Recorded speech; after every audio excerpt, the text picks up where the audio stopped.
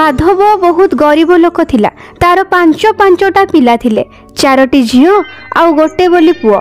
माधवर स्त्री प्रज्ञा घरे पांपड़ बनाउथिला आउ माधव ताकू जाई गाँ गाँ रे बिक्री करुथिला। दिने प्रज्ञा कहिला, हेटी शुणुच आमर 5टा पिला, तुमे पांपड़ बिक्री कले भी आम घर चलुनी। जहाँ रोजगार करुच सेतिकी घर खर्च को नियंट। एमिति हेले तो आमे आम पिलांको भविष्यत पाई भी किछि संचय करि परिबानी। तुमे किछि अलग काम कोन पाई करूनो जोथिरे परिश्रम कम आ रोजगार बेसी हेउतिबो। प्रज्ञा पूरा दिन गाँ गली रे पार्टी करी करी घूरी बुले, तेबे जाई कौ 100-200 टंका आमदानी हुए। तुमे ही कुह मु आउ कौन करि परिबी। दिने प्रज्ञा पांपड़ बनाउथिला, सेतिकी बेले तार सान झियो कुनी आसी पहुँचिला आउ गोटे छोट पांपड़ बनै दबाकू ता माँ को जिद कला। झियोर अली को देखी प्रज्ञा बिल्कुल छोट छोट पांपड़ ताकू बनै देला आउ तापरे कुनी सेगुडी को छाणीबाकू कहिला। प्रज्ञा ता बड़ झियो रेखा को कहिला, रेखा मारे टिके आसी कुनीर कुनी पांपड़ गुडा छाणी देलु, मु टिके पांपड़ बेलुछि। रेखा जेतेबेले से पांपड़ छाणिला से कुनी कुनी पांपड़ गुपचुप भली फुलीगला।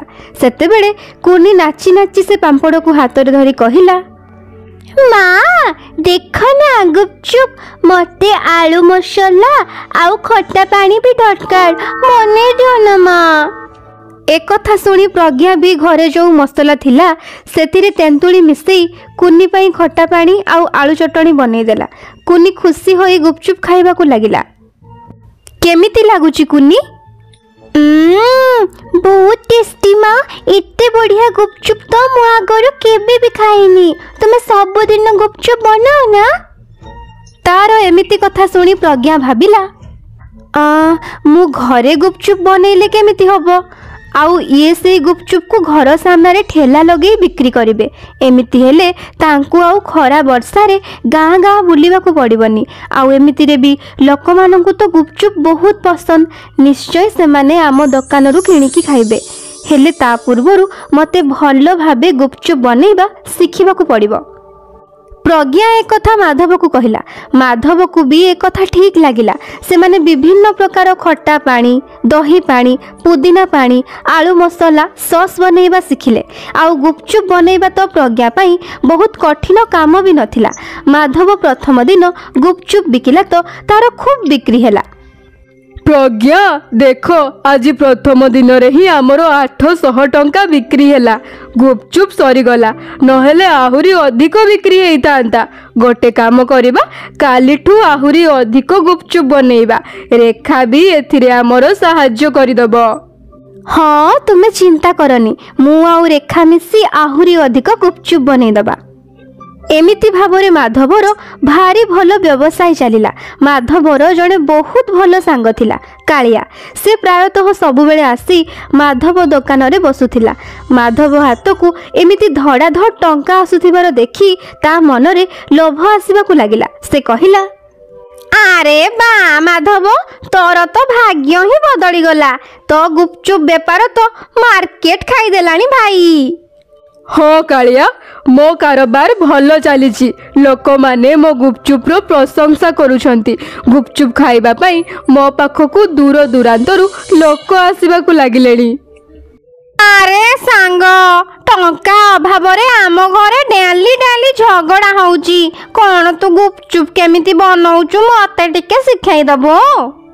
माधव बहुत भल लोक थिला। से ता सांग को चिंतारे देखी ताकू गुपचुप बनैबार सबु विधि बतई देला।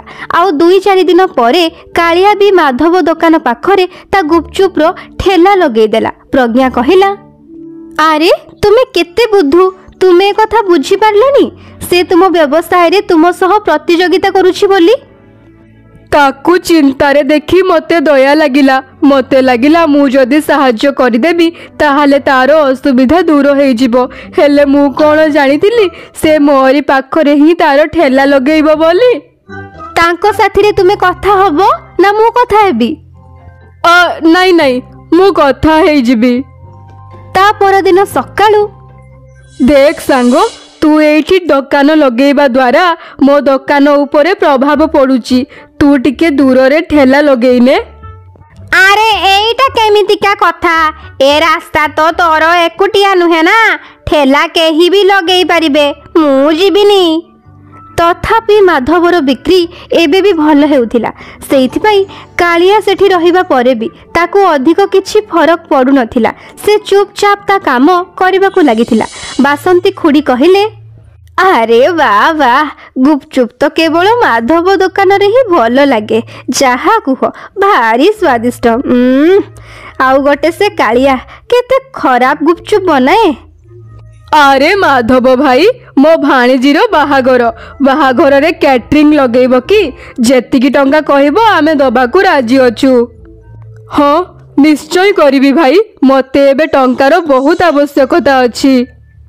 ତାପରେ ବାହାଘର, ନିର୍ବନ୍ଧ, ବ୍ରତଘର ଭଳି କାମ କାର୍ଯ୍ୟରେ ମାଧବ ପାଖକୁ ଅର୍ଡର ଆସିବାକୁ ଲାଗିଲା।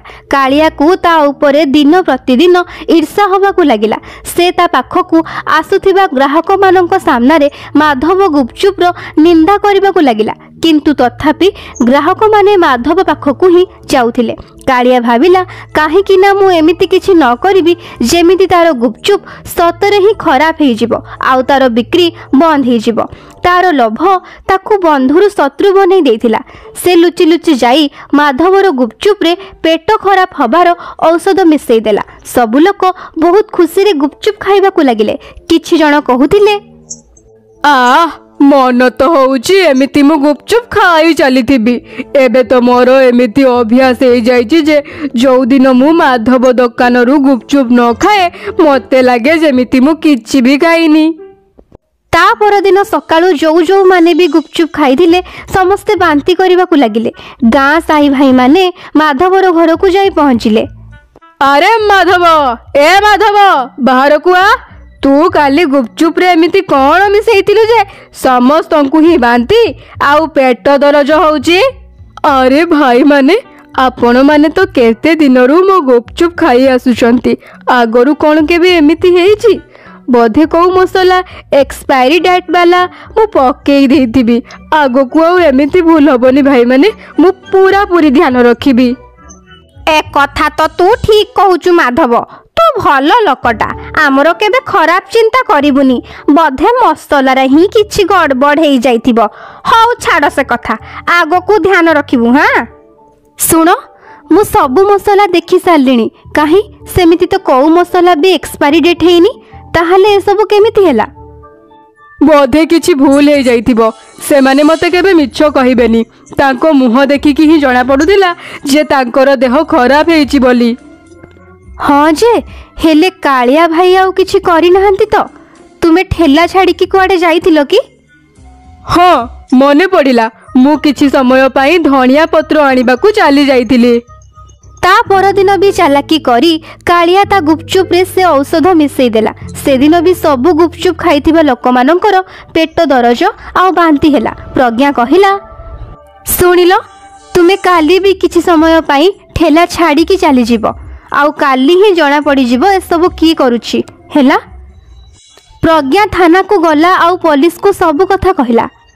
ଇନ୍ସପେକ୍ଟର ସାର୍, ଦୟାକରି ଆପଣ ମୋ ସାଥିରେ ଚାଲନ୍ତୁ ଆଉ ଖାଦ୍ୟରେ ଅପମିଶ୍ରିତ କରୁଥିବା ଅପରାଧୀକୁ ଧରିବାରେ ମୋର ସାହାଯ୍ୟ କରନ୍ତୁ। ଠିକ ଅଛି, ଚାଲନ୍ତୁ। ଇନ୍ସପେକ୍ଟର ଆଉ ପ୍ରଜ୍ଞା ଗୋଟେ ଗଛ ଉହାଡ଼ରେ ଲୁଚି ସବୁ କିଛି ଦେଖିବାକୁ ଲାଗିଲେ। କାଳିଆ, ମୁଁ ଟିକେ ଘର ଆଡ଼ୁ ଆସୁଛି, ତୁ ଟିକେ ମୋ ଦୋକାନ ଦେଖୁଥିବୁ। ହଁ ହଁ, ତୁ ଯା, ମୁଁ ଭଲରେ ଧ୍ୟାନ ରଖିବି। ସେ ହସୁଥିଲା। କାଳିଆକୁ ତ କେବଳ ଏଇ ମୌକାର ହିଁ ଅପେକ୍ଷା ଥିଲା। ମାଧବ ଯିବା ମାତ୍ରେ ସେ ଔଷଧ ଆଣି ଗୁପଚୁପରେ ମିଶାଇ ଦେଲା ଆଉ ହସି ହସି କହିଲା, ଏବେ ଦେଖିବୁ ମାଧବ, ତ ବ୍ୟବସାୟ ଚପଟ ଆଉ ମୋ କାମ ଚାଲିବ। ମୁଁ ଏବେ ବହୁତ ଟଙ୍କା ରୋଜଗାର କରିବି। ଯେମିତି କାଳିଆ ପଛକୁ ଘୁରିଲା ତ ଚମକି ପଡ଼ିଲା। ଇନ୍ସପେକ୍ଟର ଆଉ ପ୍ରଜ୍ଞା ଦୁଇ ଜଣ ତା ପଛରେ ଛିଡ଼ା ହୋଇଥିଲେ। ସେ ହକ୍କା ବକ୍କା ହୋଇ କହିବାକୁ ଲାଗିଲା,